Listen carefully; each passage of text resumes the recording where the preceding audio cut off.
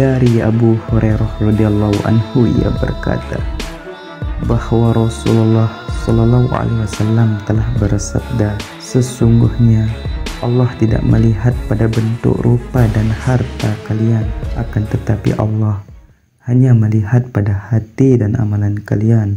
Hadis ini sejalan dengan salah satu firman Allah Subhanahu wa taala dalam Al-Qur'an yang artinya, sesungguhnya orang paling mulia di sisi Allah Subhanahu wa taala adalah orang yang paling takwa di antara kamu. Al-Quran Surah Al-Hujurat ayat 13.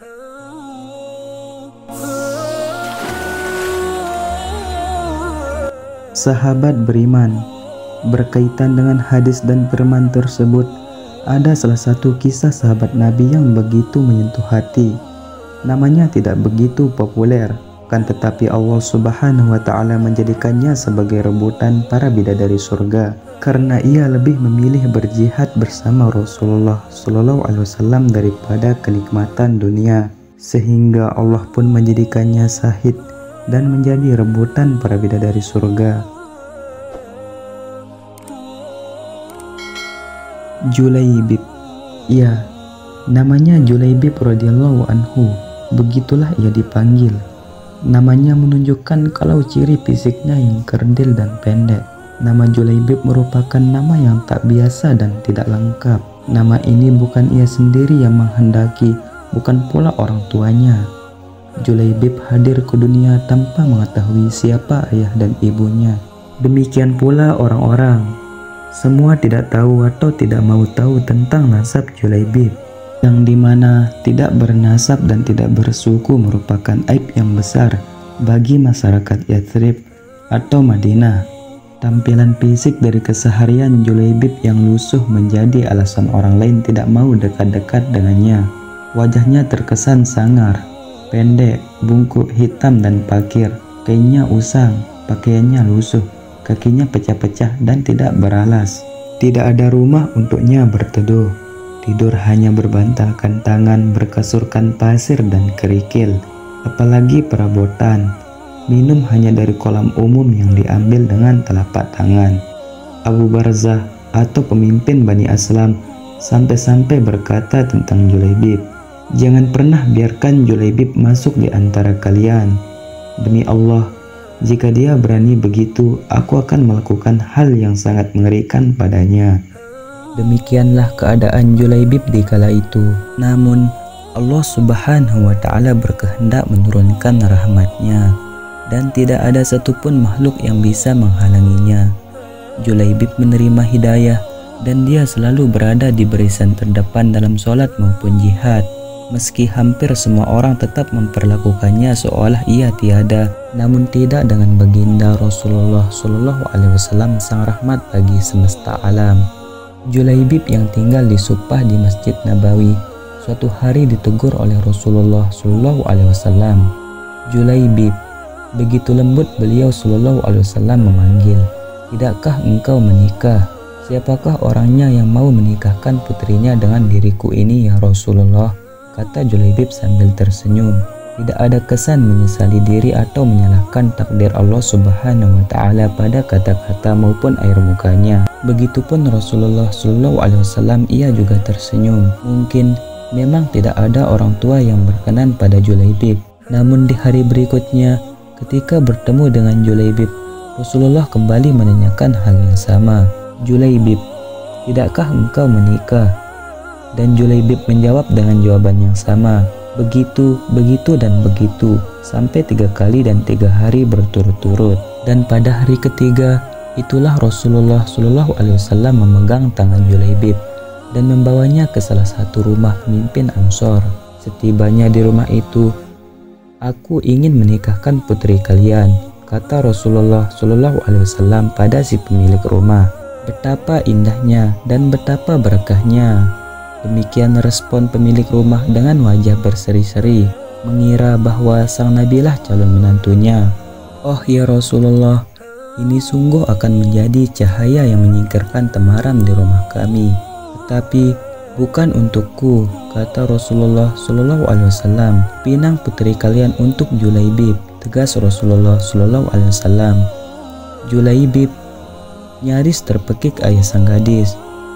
"Ya, untuk Julaibib," kata Rasulullah SAW.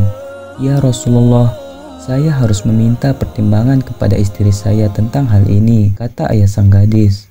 Dengan Julaibib, istrinya menjawab, "Bagaimana bisa? Julaibib berwajah lusuh, tidak bernasab, tidak berkabilah, tidak berpangkat dan tidak berharta. Demi Allah tidak akan pernah putri kita dengan Julaibib."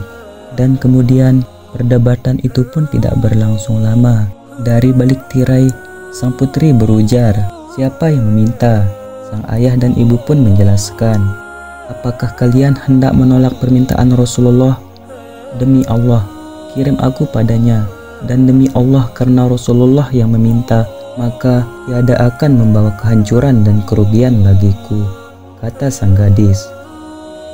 Sang gadis solehah itu lalu membaca ayat yang artinya, "Dan tidaklah patut bagi lelaki beriman dan perempuan beriman apabila Allah dan Rasul-Nya telah menetapkan suatu ketetapan, akan ada bagi mereka pilihan lain tentang urusan mereka. Dan barang siapa yang mendurhakai Allah dan Rasul-Nya, maka sungguhlah dia sesat yang nyata."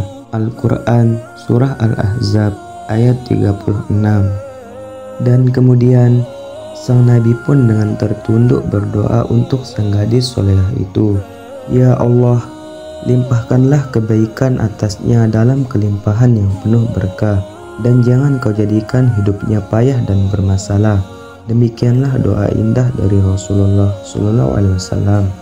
Maka benarlah doa Nabi SAW. Tak lama kemudian Allah Subhanahu wa Ta'ala kurniakan jalan keluar baginya. Namun kebersamaan di dunia ternyata tidak ditakdirkan terlalu lama. Meski di dunia sang istri solehah dan bertakwa, tapi bidadari telah terlampau lama menantikannya di surga daripada dunia yang tidak bersahabat dengan dirinya. Di saat syahid di medan perang, Rasulullah SAW begitu kehilangan pada akhir pertempuran. Nabi SAW bertanya, "Apakah kalian kehilangan seseorang?" "Tidak ya Rasulullah," serempak sahabat menjawab. "Sepertinya Julaibib memang tidak berarti di kalangan mereka." "Apakah kalian kehilangan seseorang?" tanya Rasulullah kembali. Nabi SAW bertanya lagi, kali ini wajahnya merah bersemu. "Tidak ya Rasulullah." Kali ini sebagian menjawab dengan was-was. Beberapa orang menengok ke kanan dan ke kiri. Dan kemudian Rasulullah SAW menghela napasnya. "Tetapi aku kehilangan Julaibib," kata beliau. Dan para sahabat, "Carilah Julaibib." Maka Julaibib pun mulai ditemukan. Ia terbunuh dengan luka-luka di sekujur tubuh dan wajahnya. Namun di sekitar jasadnya ada 7 jasad musuh yang telah ia bunuh. Rasulullah SAW dengan tangannya sendiri mengkafani Julaibib. Beliau mensolatkan dan berdoa, "Ya Allah, dia adalah bagian dari diriku dan aku adalah bagian dari dirinya," kata Rasulullah SAW. Dan demikianlah kisah Julaibib yang akhir hayatnya berakhir syahid ketika membantu Rasulullah SAW dan para sahabat. Pilihannya berjihad dan merindukan syahid mendapat ganjaran indah dari Allah Subhanahu wa Ta'ala. Rupa memang tidak seelok para bangsawan, harta tak sebanyak yang dimiliki para raja. Namun bidadari surga tersebut menginginkan sosok seorang Julaibib. Tepatlah kiranya kita menyimpulkan bahwa ketakwaan merupakan harta paling berharga di sisi Allah Subhanahu wa Ta'ala. Sebab kekayaan, rupa maupun kedudukan di dunia akan lenyap begitu ajal datang menghampiri. Dan semoga dengan adanya kisah-kisah ini bisa meningkatkan dan menguatkan iman kita kepada Allah Subhanahu wa Ta'ala. Dan sekiranya jikalau ada kata-kata yang salah, mohon dimaafkan. Sekian dan terima kasih. Wassalamualaikum warahmatullahi wabarakatuh.